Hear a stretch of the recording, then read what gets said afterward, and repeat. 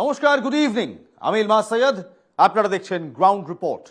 আজকে গ্রাউন্ড রিপোর্টে দুটি বিষয় নিয়ে আলোচনা করব। প্রথমার্ধে অর্থাৎ 7টা থেকে 7:30 অবধি বাইপাসে যে তরুণীকে খুন করা হলো, কেন খুন করা হলো, তার নেপথ্যের গল্পটা কি। হঠাৎ একজন নাবালক এক তরুণীকে খুন করার জন্য জিপিএস লোকেশন ট্র্যাক করে কিভাবে বাইপাসের ধারে ওই রেস্তোরাঁর সামনে পৌঁছলো, এই সমস্ত কিছু নিয়ে কথা বলবো। আর দ্বিতীয় অর্ধে অর্থাৎ 7:30 থেকে 8টা কথা হবে সিএজি রিপোর্ট নিয়ে। বাজেটের ঠিক আগে যে সিএজি রিপোর্ট রাষ্ট্রপতির কাছে পেশ করা হয়েছে, যা এই মুহূর্তে সিএজি রিপোর্ট ওয়েবসাইটে, সরকারি ওয়েবসাইটে অ্যাভেলেবেল, সেই সিএজি রিপোর্টে তো বিস্ফোরক তথ্য। সেই সিএজি রিপোর্টে তো বিস্ফোরক তথ্য। সেই সিএজি রিপোর্টে কোথাও এক এক করে বলা হচ্ছে দুর্নীতির কথা, ঘোটালার কথা। মনোযোগ দিতে হবে, না হলে সবই কেমন ফসকে যাবে। কথাটা আমার জন্য যতটা ঠিক, ওপারে বসে থাকা প্রতিটা মানুষের জন্য ঠিক ততটাই ঠিক, কারণ এই মনোযোগ কোথাও ছিল না। প্রথমে চোখ রাখবো রাতের শহরে হাড় হিম করা হত্যাকাণ্ডের খবরে। বৃহস্পতিবার রাতে বাইপাসের ধারে আক্রান্ত তরুণীর মৃত্যু হয়েছে এনআরএস হাসপাতালে।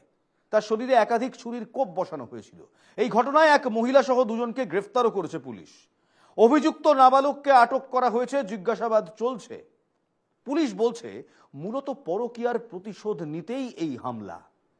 প্রাথমিক তদন্তের পর জানা যায় মোহাম্মদ ফারুক আনসারির সঙ্গে বিবাহ বহির্ভূত সম্পর্কে জড়িয়ে পড়েছিলেন রাফিয়া শাকিল শেখ, অর্থাৎ এই মহিলা। তারা দুজন বৃহস্পতিবার রাত 8:50 নাগাদ বাইপাসের ধারে একটি চায়ের দোকানে চা খেতে বসেছিলেন। সেই সময় আচমকা তাদের ওপর চড়াও হন তিনজন। ফারুকের স্ত্রী শেহজাদি ফারুক এবং তাদের 16 বছরের পুত্র। এছাড়া আরেকজন ছিল, নাম ওয়াসিম আকরাম। তিনি নাবালকের তুতো ভাই। তাদের দেখে ঘটনাস্থল থেকে পালিয়ে যান ফারুক, কিন্তু রাফিয়াকে ছুরি দিয়ে একাধিকবার কোপানো হয়, এমনটাই অভিযোগ। পুলিশ বলছে ওয়াসিম ওই তরুণীকে পালাতে বাধা দেন।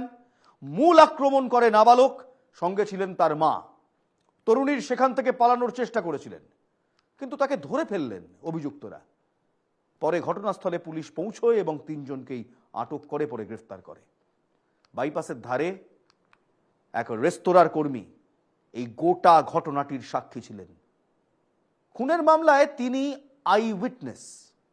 শুরুতেই সেই আই উইটনেসের বক্তব্য, সেই রেস্তোরাঁর কর্মীর বক্তব্য শোনাবো।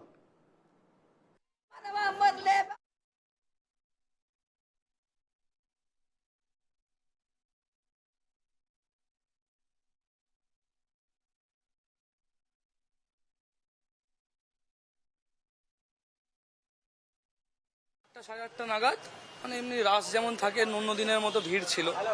তা ভিড়ের মধ্যে যে কিছু ঝামেলা হয়েছে বা কিছু হয়েছে, মানে এইটুখানি বুঝতে পারলাম যে ভিড়টা এদিক ওদিক দৌড়াদৌড়ি করছে, কাউকে সূত্র করে মারাপিট ভাড়া। আমি ভাবলাম যে কোনো কাস্টমারের সাথে কাস্টমার যেমন নর্মালি ঝামেলা হয়, ওরকম ঝামেলা হয়েছে। তারপর কারোর থেকে শুনতে পারলাম যে কাউকে ছুরি ফুরি মেরে দিয়েছে, এরকম ব্লিডিং হতে হতে একটা মেয়েকে ধরে মনে নিয়ে গেছে ওইদিকে, তারপর চলে গেছে। ঝামেলাটা ফার্স্টে এইদিকে হচ্ছিল, ঠিক আছে। আর আমরা কাজের মধ্যে ব্যস্ত, না কাউকে জিজ্ঞাসা করতে পারছি, কাজ করতে করতে এত ব্যস্ত। তারপর কাস্টমারের থেকে সব শুনছি যে এরকম ছুরি মারামারি হয়ে গেছে, ঠিক আছে। মেয়েটাকে একটা কোনো মেয়েকে এরকম গলায় এরকম ছুরি মেরে দিয়েছে, এরকম কেস, ঠিক আছে। তারপর নাকি মেয়েটাকে মানে হসপিটাল নিয়ে গেছিলো। তারপরে আস্তে আস্তে যখন নর্মালি সব শান্ত হয়ে যায়। ওইটাই তো ব্যাপার, যে কলকাতা শহরের মধ্যে এরকম জিনিসটা হতে পারে আজকালকার যুগে। আবার মানে এত বেশি ক্রাউডেড জায়গার মধ্যে এরকম কেউ করে দিতে পারবে, এটা কলকাতা শহরের মধ্যে খুবই মানে মানে ভাবারও অতীত। খুন কেন খুন? দেশের সবচেয়ে নিরাপদ শহর আমাদের এই কলকাতা, এই তকমা এনসিআরবি দিয়েছে, সেখানে এমন কাণ্ড। শিউরে উঠছেন শহরবাসী। তবে এই মার্ডার ঠিক কিভাবে হলো, তরুণীকে কিভাবে কোপানো হলো, কিভাবে তাদের ফলো করা হলো, আমাদের প্রতিনিধি বিউ সরকার তিনি পৌঁছে গিয়েছিলেন এবং তিনি গোটা ঘটনার একটি রিকনস্ট্রাকশন করেছেন। দেখব। গতকাল ঠিক তিনি এইখানে আসেন, এই ধাবায়। তরুণী যখন গাড়ি থেকে নামছিল, নেমে তিনি এইখানে চা খেতে যাবেন, তারপরেই তার ছেলে তাকে ফলো করে আসে, তাকে গাড়ি থেকে টেনে হিচড়ে নামায়। সেখান থেকেই তাকে প্রথমে ধারালো যে অস্ত্র, সেই ধারালো অস্ত্র দিয়ে কোপ মারে। তারপর সেখান থেকে তরুণী পালিয়ে যেতে থাকে এবং এই ঘটনার সময়ে তার বাবা অর্থাৎ নাবালকের বাবা তিনি পালিয়ে যান। ফলে যেই তরুণী তিনি একা পড়ে যান, সেই একা অবস্থাতে তিনি এদিক ওদিক পালাতে থাকেন। আমি এই চারিদিকের একবার ছবিটা দেখাবো। তিনি এদিকটাকে তিনি পালিয়ে যেতে থাকেন এবং এখানে প্রচুর সিসিটিভি ক্যামেরাও রয়েছে এবং এই ঘটনায় রীতিমতো তিনি পড়ে যান সামনে। তারপর সেখান থেকে আবারও যে ধারালো অস্ত্রটা অর্থাৎ নাবালক তার ধারালো অস্ত্রটা হাত থেকে পড়ে যায়, সেখান থেকে তিনি আবার এখান থেকে তুলে আবার তিনি পাশে যে দেওয়ালগুলো রয়েছে সেখান থেকে তরুণী পালিয়ে নিজেকে আত্মরক্ষার জন্য বাঁচার জন্য তিনি দেওয়ালের দিকে যে সেখানে গিয়েও তার প্রথমে গলাতে কোপ মারে, গলার নলি রীতিমতো কেটে যায়। এবং জানিয়ে রাখি যে যেটা জানা যাচ্ছে পুলিশ সূত্রে খবর, এবং তারপর সেই অবস্থাতেই তাকে নিয়ে যাওয়া হয় এনআরএস হাসপাতালে, গুরুতর আহত অবস্থাতেই তাকে নিয়ে যাওয়া হয়। তারপর সেখানে আজকে গভীর রাতে মৃত্যু হয়েছে। যেটা প্রাথমিকভাবে মনে করা হচ্ছে, এখানে আমরা দেখতে পাচ্ছি সিসিটিভি ক্যামেরা রয়েছে। ইতিমধ্যেই প্রগতি ময়দান থানার পুলিশ তারা ঘটনাস্থলে এসে সমস্ত এই সিসিটিভি ফুটেজ তারা সংগ্রহ করেছে। কিন্তু এই যে খুন, সেটা কি কারণে, সেটা কি শুধুমাত্র এটা সন্দেহ করা হচ্ছে যে বাবার এই যে সম্পর্ক সেটা মেনে নিতে না পেরে কি খুন? তিনি কি করে জানলেন? যেটা জানা যাচ্ছে যে বহুদিন ধরেই এই এলাকায় তিনি, অর্থাৎ যেটা জানা যায় নাবালক বাবার সঙ্গে তার যে লোকেশন সেই জিপিএস ট্র্যাক করে তিনি পুরো ফলো করে এসেছিলেন। তার আগে থেকেই এটা তিনি প্ল্যান করে রেখেছিলেন। না, তিনি কি করেছেন সমস্ত কিছু তাকে জিজ্ঞাসাবাদ করছে পুলিশ, এবং বাবার যে ফোনের লোকেশন সেটাও কি নাবালক তার ফোনে ট্র্যাক করেছে। ফলে এই যে পুরো ঘটনাটা এরকম শহর কলকাতার মতো একটা জায়গায় যারা প্রত্যক্ষদর্শীরা তারাও বলছেন যে রীতিমতো উত্তেজনা ছড়িয়ে পড়েছিল, যে হঠাৎ তারা দেখছেন চারিদিক থেকে চিৎকার চেঁচামেচি এবং যেভাবে ধারালো অস্ত্র দিয়ে একের পর এক কোপ বসানো হচ্ছে তরুণীকে। স্বাভাবিকভাবেই চাঞ্চল্য তো চড়া এবং নিরাপত্তা নিয়েও প্রশ্ন ওঠে যে এরকম একটা এলাকা যেখানে এত সিসিটিভি ক্যামেরা, সেই সিসিটিভির নজরদারিতেও কিভাবে একটি নাবালক ছেলে তার সাহস হলো কি করে, যে তার কি তাহলে পুলিশ বা কোনো কিছু প্রশাসনে তার ভয় ছিল না? আচ্ছা, কে এই ফারুক, কে বা এই রাফিয়া? হঠাৎ করে ফারুকের পরিবারের এত রাগ কিসের রাফিয়ার ওপর, যে একটি 16 বছরের শিশু কিংবা নাবালক, শিশু বলাটা ভুল হবে, নাবালক, সে গাড়িতে ছুরি নিয়ে নিজের মায়ের সাথে খুনের পরিকল্পনা করে বাইপাসের ধারে একটি রেস্তোরাঁ, তিনি জানেন যে রেস্তোরাঁয় একাধিক সিসিটিভি রয়েছে, মানুষ থাকবে, তবুও কি এই পাগলামি যার কারণে তিনি খুন করলেন? আমরা জানতে পারছি যে ফারুক গাড়ি ভাড়া দেওয়ার একটি সংস্থার সঙ্গে যুক্ত ছিলেন। বৃহস্পতিবার রাতে রাফিয়াকে নিয়ে একটি গাড়ি করে বাইপাসে গিয়েছিলেন এই রেস্তোরাঁয় খাবার খাবেন বলে। তার স্ত্রী পুত্র অন্য একটি গাড়িতে তাকে ফলো করে, অর্থাৎ পিছু পিছু পিছু পিছু ধাওয়া করে আসে। ফারুকের ফোনের জিপিএস লোকেশন দেখে তার কাছে পৌঁছে যান এই 3 ব্যক্তি, অর্থাৎ ফারুকের স্ত্রী, ফারুকের ছেলে, নাবালক ছেলে এবং তার তুতো দাদা। ঘটনার সময় সেই গাড়ির চালক পালিয়ে যান। তার কোনো আইডিয়াই ছিল না যে সেখানে গিয়ে কি হতে পারে। যখন দেখলো পরিস্থিতি গম্ভীর, তিনি সেখান থেকে চম্পট দেন। অভিযুক্তদের কাছ থেকে হামলায় ব্যবহৃত যে ছুরিটির কথা বলা হচ্ছে, যে অস্ত্র, সেটি উদ্ধার করেছে পুলিশ। আজ সকালে রাফিয়ার শ্বশুরবাড়িতে পৌঁছয় এবং আমাদের প্রতিনিধি, শ্বশুরবাড়ি তখনও কিছু জানেন না, বৌমার মৃত্যু সংবাদ সবে পেয়েছে। খবর শুনে তারাও দিশেহারা। শুনুন। বাইপাসের ধারে খুন, মহিলার শ্বশুর বাড়ি। আমি এই মুহূর্তে দাঁড়িয়ে রয়েছি রাজারহাট রায়গাছি এলাকা। তাদের কি বক্তব্য? হ্যাঁ, আপনারা হাসপাতালে কখন যাবেন তা মোটামুটি? तो रेडी कर रहे हैं, आप लोग चलिए वहीं पर मीट करते हैं सर। কি হয়েছিল, মানে কি শুনেছেন আপনারা? না আমি তো কিছু শুনিনি। হ্যাঁ, বাড়ি থেকে কখন বেরিয়েছি? 7টার সময় বেরিয়েছে। হ্যাঁ গতকাল সন্ধ্যা 7টা। হ্যাঁ 7টার সময় বেরিয়েছিল। হ্যাঁ সঙ্গে কে ছিল? ওর ছেলে ছিল। হ্যাঁ दोनों ছেলে আছে। হ্যাঁ ছেলে নিয়ে গিয়ে আপন স্বামী সাথ। স্বামীর সাথে গেছে? হ্যাঁ গিয়েছিল। হ্যাঁ কোথায় যাওয়ার কথা ছিল? ওটা নানি বাড়ি যাওয়ার ছিল। এটা কোথায় আছে? তপসিয়া। हाँ लड़की का हमारा सिस्टर का नानी वाली है तौसिया, हमारा सिस्टर का माँ का घर में मलिकपुर। लड़का निकलता है ऑफिस, उसको छोड़ देता है कभी तौसिया में, वो कभी तौसिया में चली जाती, कभी माकन चला जाती है। तो ये सिस्टम है, इंसान है, कहीं भी हम विजिट कर सकते हैं। तो इस तरह से कोई मामला पेश आया होगा, वहाँ ड्रॉप करते हुए हम ऑफिस चला जाए, तो ये मामला इस बिटवीन में हुआ है। अब क्या हुआ है एग्जैक्टली वो मेरा भाई बताएगा। अभी तो लड़का मेरा आया नहीं ना जी, वो भी हॉस्पिटल में, तो हॉस्पिटल में है अभी तो। ये हम बड़ा भाई है। हाँ, ठीक है। मोबिन का बड़ा भाई। কিন্তু কেন এক নাবালক খুন করলো, কোন কারণে তরুণীর ওপর তার এত রাগ?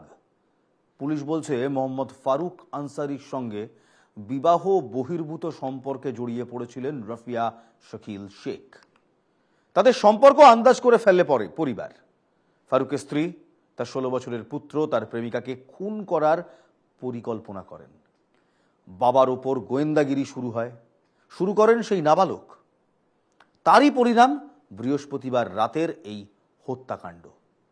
মধ্য কলকাতার কলিন লেনের বাসিন্দা ফারুক ও তার পরিবার কি জানাচ্ছে তাদের প্রতিবেশীরা? কলিন লেনে বসে খুনের ফন্দি আঁটা হচ্ছে, কিন্তু এই যে ফন্দি আঁটা হচ্ছে, এত কিছু করা হচ্ছে, এগুলো কেউ কোনোদিন আঁচ করতে পারেনি। তার পরিবারের লোকজন এত বড় একটা পরিকল্পনা করছে কেউ জানতো না। কলকাতা তো সেফ সিটি, এনসিআরবির রিপোর্ট বলছে। 8ম স্থানে থাকা আহমেদাবাদ, যার ক্রাইম রেট 360, তার থেকে অনেক কম এই কলকাতার ক্রাইম রেট। কিন্তু বিরোধীরা এও বলেন যে বাংলা তথ্য দেয় না এনসিআরবিকে, সেই কারণেই এই সমস্যা। নাবালকের তার বাবার সঙ্গে এই মহিলার বিবাহ বহির্ভূত সম্পর্ক পছন্দ হয়নি, সেই কারণেই সে খুনটি করেছে। কিন্তু সে তার বাড়িতে বসে তার পরিবারের সঙ্গে খুনের ছক কষল, কেউ জানতে পারল না। আমাদের প্রতিনিধি রণজয় মুখোপাধ্যায় তিনি পৌঁছে গিয়েছিলেন কলিন লেনে, 14 নম্বর কলিন লেন, যেখানে ফারুক থাকতেন, ফারুকের ছেলে থাকতেন এবং ফারুকের স্ত্রী তারা থাকতেন। কি বলছেন সেখানকার বাসিন্দারা, দেখব। এটাই হচ্ছে মোহাম্মদ ফারুক আনসারির ফ্ল্যাট, ফার্স্ট সার্ভিস ওনার যে কাজ রয়েছে, 14 number Collin lane, Kolkata, 16 first floor. এই অ্যাড্রেসেই ওরা থাকতো, 4 জন ভাই বোন। এবং যে আরসালান, যে ছেলেটি খুন করেছে, তার শিক্ষিকার সঙ্গে কথা হলো। তার শিক্ষিকা রোজের মতো আজকেও পড়াতে এসেছিলেন, কিন্তু তালাচাবি বন্ধ দেখে সে ফিরে যান। এবং সে যেটা জানালো আমাদের এনকেটিভিকে, ছেলেটি কিন্তু একদমই ওবিডিয়েন্ট ছিল, কখনো ওর মধ্যে অন্য কোনো রকম আচরণ খেয়াল করেনি ওর গৃহশিক্ষিকা। প্রায় বছরখানেক ধরে পড়াচ্ছে, কিন্তু কখনো কোনো রকমভাবেই ছেলেটি বাচাল বা অন্য কোনো ধরনের আচরণ গৃহশিক্ষিকার সঙ্গে সেটা করেনি, বরঞ্চ পড়াশুনোয় ভালো ছিল এবং যথেষ্টই নমনীয় স্বভাবের ছিল। কিন্তু হঠাৎ করে এই ঘটনা কি করে ঘটলো, শিক্ষিকা যেরকম অবাক হয়ে গিয়েছেন, অনেকেই কিন্তু অবাক হয়ে যাচ্ছেন। দীর্ঘ প্রায় 7 থেকে 8 বছর ধরে তারা এখানে রয়েছেন, বাইরে ছিলেন, ফ্ল্যাট কিনে তারা এখানে এসেছেন, কিন্তু ফ্ল্যাটের লোকজন বা আশপাশের লোকজনের সঙ্গে এই পরিবারের সেরকমভাবে কোনো রকম কথাবার্তা তারা বলতো না, তারা নিজেরা নিজেদের মতো করেই থাকতো। তবে আশপাশের বাসিন্দাদের সূত্র মারফত যে খবরটা পাওয়া যাচ্ছে, স্বামী স্ত্রীর মধ্যে বনিবনা ছিল না, প্রায় গণ্ডগোল হতো, ঝগড়াঝাটি হতো, এবং তার স্বামী বা স্ত্রী দুজনেরই মেজাজ ছিল ভীষণভাবে চড়া। এবং গতকাল রাতে যে পরিণতি হয়েছে তাতে কিন্তু হতবাক হয়ে গিয়েছে এই এলাকার সমস্ত বাসিন্দারা। ক্যামেরা দীপঙ্করের সঙ্গে রণজয় মুখোপাধ্যায়, এনকেটিভি বাংলা, কলকাতা। আচ্ছা, এই খুন তো অনেক আগে থেকেই পরিকল্পনা করা হয়েছিল। গাড়িতে করে রীতিমতো ছুরি নিয়ে ঘুরছিল ঘাতক। সুতরাং বোঝাই যাচ্ছে ঠান্ডা মাথায় ভেবে চিনতে এই কাণ্ডটি ঘটেছে এবং ঘটানো হয়েছে। ফারুকের প্রতিবেশীদের সঙ্গে আমরা কথা বলেছিলাম। কেমন ছিল ফারুকের পরিবার?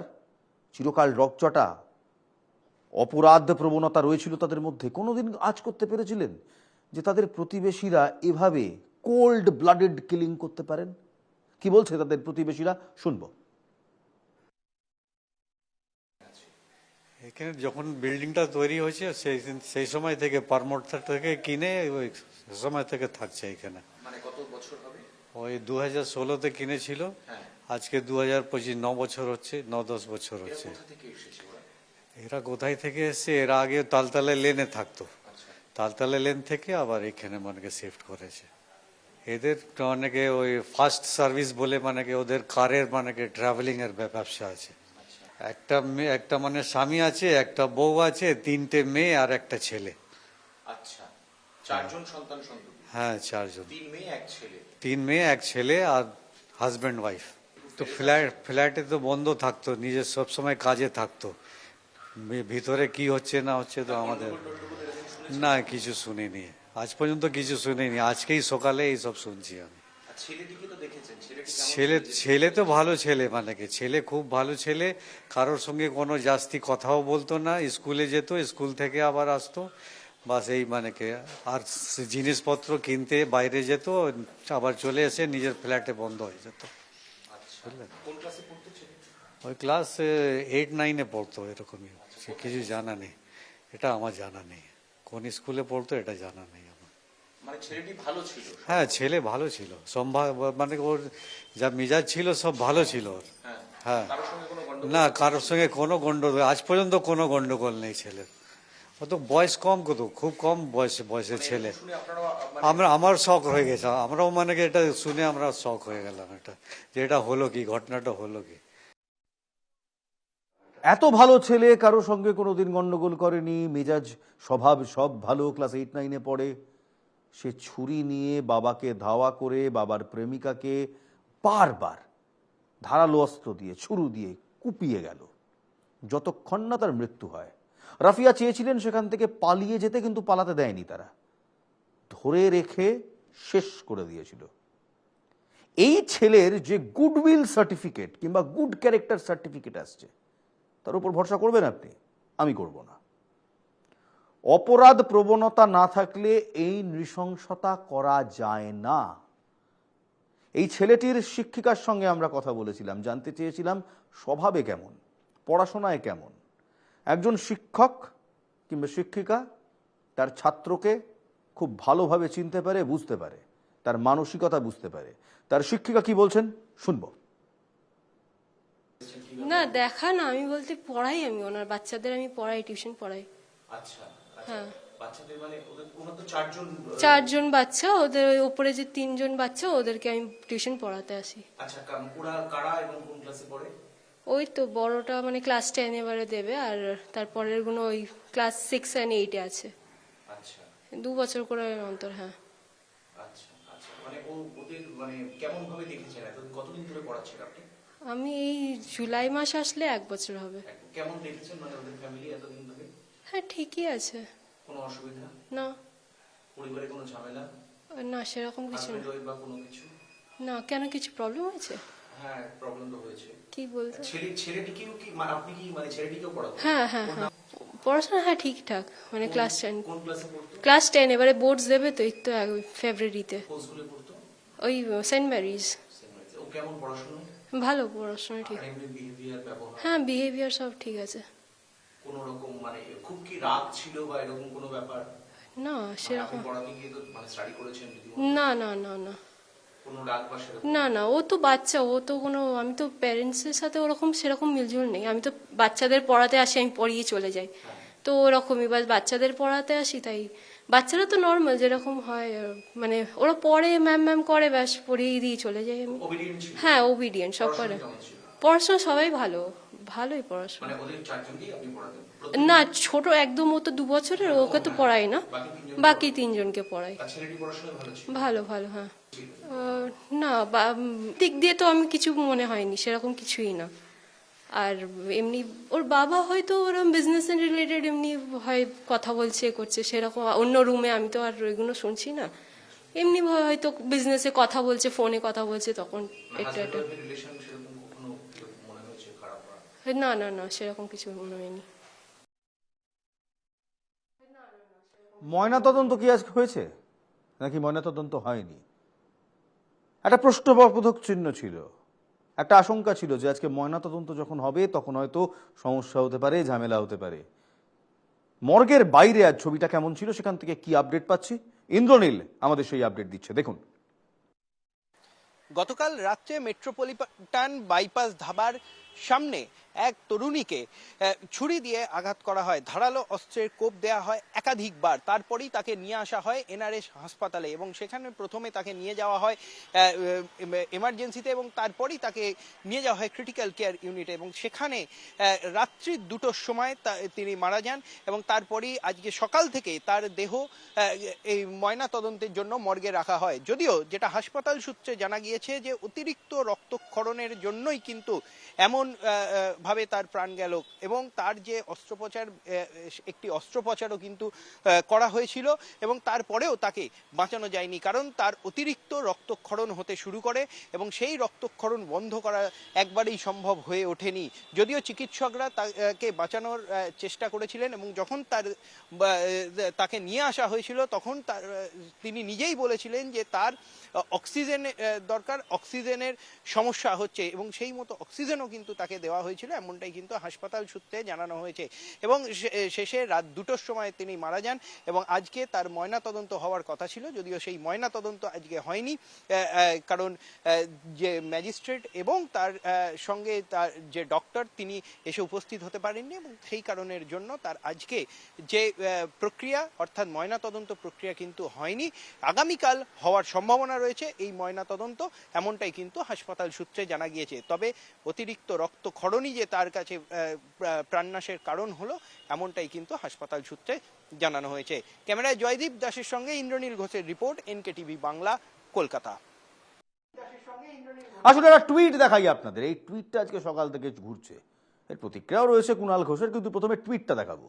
সহকর্মীদের বলবো প্রথমে স্ক্রিনের টুইটটাকে আনতে। আজকে বাইপাসের ধারে এই হত্যাকাণ্ডকে রীতিমতো কাঠগড়ায় তুলে শহরের আইন শৃঙ্খলা পরিস্থিতি নিয়ে প্রশ্ন তুলে সুকান্ত মজুমদার টুইট করেছেন এবং বলছেন, মমতা বন্দ্যোপাধ্যায়ের অধীনে থাকা কলকাতা পুলিশ কোনো তাৎক্ষণিক পদক্ষেপ কেন করল না? মহিলা চিকিৎসকদের রেস্টরুম হোক বা কলকাতার জনবহুল এরিয়া, এই রাজ্য মহিলাদের জন্য মৃত্যুর ফাঁদ হয়ে দাঁড়াচ্ছে। মুখ্যমন্ত্রী যতই দাবি করুন তার কাজে তিনি ব্যর্থ, তিনি পদত্যাগ করুন। এই বক্তব্য সুকান্ত মজুমদারের, রাজ্য সভাপতি, ভারতীয় জনতা পার্টি।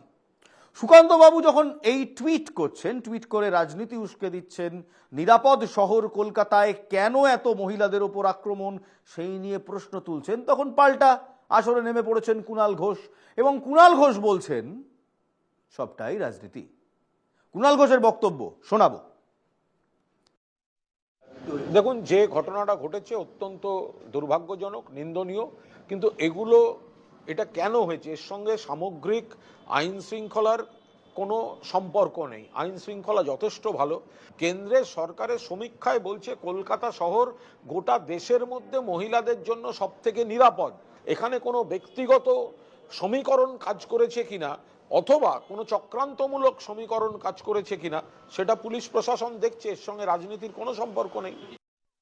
ঠিক আছে, চক্রান্তমূলক সমীকরণ, হ্যান ত্যান, রাজনৈতিক একাধিক জিবারিশ সারা বছর আপনি শুনবেন, আমি শুনবো, কিছুই করার থাকবে না আমাদের। এনসিআরবির ডেটাতে কিভাবে আমরা নিরাপদ হয়ে গেলাম, বিরোধীরা যে অভিযোগ করছে সেটা সত্যি নাকি সত্যি আমরা নিরাপদ, এই নিয়েও দ্বন্দ্ব থাকবে। ফিরে যাই বাইপাসের মার্ডারে। কেন একজন নাবালক এই পন্থা নিল? তার গৃহশিক্ষিকা বলছেন অত্যন্ত ভালো ছেলে, শহরের একটি ইংরেজি মিডিয়াম স্কুলে পড়ে, এবছর বোর্ড এক্সাম অর্থাৎ তাদের মাধ্যমিক ICSE এক্সাম দিতে হবে। সেই সময় দাঁড়িয়ে এমন কাণ্ড কেন ঘটালো এই ছেলেটি? হঠাৎ করে ঝোঁকের বশে করলেন নাকি এটা অনেক আগে থেকে ভেবে চিন্তে করা একটি cold blooded killing? Psychologist Sabyasachi বাবুর সঙ্গে আমরা কথা বলেছিলাম, তার প্রতিক্রিয়া শুনবো। বিবাহ বহির্ভূত সম্পর্কটা তো সোশ্যালি অ্যাকসেপ্টেবল না, সুতরাং এটা অনেকগুলো অ্যাসপেক্টস আমাদের দেখতে হবে যে এই যে বিবাহ বহির্ভূত সম্পর্কটা চলছিল তার থেকে একটা ইন্টেন্স সোশ্যাল এম্বারেসমেন্ট যেটা হয় ফ্যামিলির ওপরে হয়। সুতরাং যে পারপেট্রেটর তার ফ্যামিলির ওপরে কিন্তু একটা সোশ্যাল এম্বারেসমেন্ট হয়েছে। তাই বলে এরকম তো অনেকেই হয়, সবাই কি আর গিয়ে খুন করছে? না। এইখানে কয়েকটা জিনিস এখানে আমাদের জানতে হবে যে যাদের আপব্রিঙ্গিং, ধরুন কোনো একটা কনফ্লিক্ট হলো, তার রেজলিউশন নানা রকম ভাবে হতে পারে। অর্থাৎ আমি বসে কথা বলে রিজলভ করতে পারি, আমি গিয়ে মারপিট করে রিজলভ করতে পারি, আমি একদম নিজেকে উইথড্র করে নিতে পারি, রেজলিউশনের জন্য গেলামই না যে সেটা পড়ে থাকলো। তো এরা অনেক সময় এইসব ছেলে মেয়েদের দেখা যায় যে ফ্যামিলির কোনো কনফ্লিক্ট হলে এই রেজলিউশনটা তারা হাত পা চালিয়ে করে এবং ভায়োলেন্সের মাধ্যমেই তাদের মেটানোর একটা তাগিদ থাকে। এই রেজলিউশন, এই কনফ্লিক্টের মাঝখানে ডাক্তারবাবুর একটা বক্তব্য অত্যন্ত গুরুত্বপূর্ণ, আপব্রিঙিং, কিংবা সে কোন পরিবেশে, সে কোন মহলে বড় হয়েছে। কলিন লেন এবং কলিন লেনের আশপাশের এরিয়াগুলো অপরাধ প্রবণতায় একেবারে শীর্ষে কলকাতা শহরে। ড্রাগস থেকে শুরু করে ভাড়াটে গুন্ডা সব ওখানে পাওয়া যায় এবং ইল্লিগাল কার্যকলাপও ওখানে হয়, এমনটা বারবার আমরা প্রমাণ পেয়েছি। কারণ ঘটনা ঘটেছে, একাধিক ঘটনা ঘটেছে। তার থেকে কিছু দূরে সাদার স্ট্রিট, কলিন লেন থেকে একটু দূরে সাদার স্ট্রিটে যে কিছু সংখ্যক অ্যান্টি সোশ্যাল এলিমেন্টদের আখড়া, সেটাও আমরা জানি। গাড়ি ভাড়া দেওয়ার একটি সংস্থার সঙ্গে ফারুক যুক্ত ছিলেন, কাজ করতেন। তাই তার গাড়ি ঘোড়া সংক্রান্ত খুঁটিনাটি তার পরিবারের সদস্যদেরও একেবারে নখের ডগায় ছিল। না হলে ভাবুন, একজন নাবালক জিপিএস ট্র্যাকারের মাধ্যমে নিজের বাবার গাড়িকে অনুসরণ করে সেখানে পৌঁছে যাচ্ছেন। শুধু পৌঁছেই যাচ্ছেন না, গাড়িতে ছুরি নিয়ে যাচ্ছেন, কারণ সেই ছুরি দিয়ে তিনি বাবার প্রেমিকাকে কোপাবেন। বাবার পরকীয়ায় প্রতিশোধ নিতেই সে তরুণীকে খুন করেছে অনুমান করছে পুলিশ। তাকে সঙ্গ দিয়েছেন তার মা এবং দাদা। ওই যে আপব্রিঙিং, তারা তরুণীকে আক্রমণ করে ঘটনাস্থল থেকে রাফিয়া অর্থাৎ এই তরুণী পালিয়ে যাওয়ার চেষ্টা করেছিলেন, পালাতে দেওয়া হয়নি, ফারুক পালিয়ে যান। রাফিয়ার শ্বশুর বাড়িতে যখন আমরা পৌঁছই তারা কিছুই জানতো না। সেখান থেকেই জানা গেল রাফিয়ার শ্বশুর বাড়ি আগে থাকতেন অন্যত্র। লকডাউনের সময় রাফিয়ারা নিউ টাউনের বাড়িতে চলে আসেন। তাদের আগের পাড়ার বাসিন্দারা কি বলছেন রাফিয়া সম্বন্ধে, রাফিয়ার পরিবারের সম্বন্ধে? কারণ একটা প্রশ্ন উঠছে, কোথাও কি রাফিয়ার পরিবার এবং ফারুকের পরিবার জানাজানি হওয়ার পর একসঙ্গে জড়িয়ে পড়েছিলেন, একসঙ্গে প্ল্যান করেছেন? যদিও এখনো রাফিয়ার শ্বশুরবাড়ি পরিবার সন্দেহ তালিকায় নেই, তবু এই প্রশ্নটা উঠছে। এবং তাই জন্য তাদের আগের পাড়ায়, যেখানে তারা বহু বছর ধরে বাসিন্দা ছিলেন, সেখানে গিয়ে প্রশ্ন করেছিলাম কেমন এরা। ক্যারেক্টার সার্টিফিকেট একেবারে ক্লিন, দেখুন। नहीं, अभी यहाँ पे नहीं रहते, हम लोग शिफ्ट हो गए हैं रायगाची साइड। यहाँ पे अराउंड 3 to 4 years पहले, अराउंड लॉकडाउन के टाइम में वहीं शिफ्ट हो गए थे सारा फैमिली। यहाँ पे कोई नहीं रहते हैं। 3 to 4 years 2021 से पहले से यहाँ नहीं रह रहे, लॉकडाउन के बाद। मम्मी पापा सब कोई फैमिली था उनका। लड़की कैसा हम लोग को नहीं पता, क्योंकि यहाँ वो आया नहीं, वो शादी करके सीधा अपना ससुराल गया था। हम लोग कोई आइडिया नहीं इस बारे में। মানে 30 বছর আগে থেকে 30 বছর আগে থেকে এখানে থাকতো। মানে থেকে থেকে এবার 5 বছর আগে একটু বিএফি হয়েছিল, যে ছেলেটা বউ মারা গেল, ওর বিয়ে হলো, বিয়ের পর ওরা ওখানে থাকলো। এখানে মানে ব্যবসাটা নিয়ে এখানে আছে, সব ব্যবসা বাণী করে, আর কিছু মানে ই নেই, আর কোনো ই নেই। ছেলেরা ওদের ফ্যামিলি গুড ফ্যামিলি, এটা একদম গুড ফ্যামিলি, অমায়িক, ওরা কাজ ফাজ করে ব্যবসা করে, আর কিছু নেই ওদের। এখানে ওর মা বাবা সব থাকতো। মানে যখন পয়সা ছিল না, গরিব মানুষ ছিলাম, তখন ব্যবসা করে বড় লোক হলো, জায়গা জমি নিয়ে নিল, নিয়ে ঘরটর বানিয়ে নিল। রাজারহাট শেষ মোড়। আর জানিয়েছে মোহাম্মদ ফারুক আনসারির সঙ্গে বিবাহ বহির্ভূত সম্পর্কে জড়িয়ে পড়েছিলেন রাফিয়া শাকিল শেখ। তাদের সম্পর্ক আন্দাজ করে ফেলেছিল তাদের পরিবার। ফারুকের স্ত্রী এবং 16 বছরের পুত্র তার প্রেমিকাকে খুনের পরিকল্পনা করেন। বাবার উপর গোয়েন্দাগারি শুরু করেন এই নাবালক। তারই পরিণাম বৃহস্পতিবার রাতের এই হত্যাকাণ্ড। প্রশ্ন উঠছে, জানেন তো, মানসিক সমস্যায় ভুগছিল এই নাবালক, নাহলে ঠান্ডা মাথায় খুন করতে পারা এই নাবালক কি সাইকোপ্যাথ? সাইকোলজিস্টের সঙ্গে কথা বলেছিলাম আমরা, তিনি কি বলছেন শুনবো।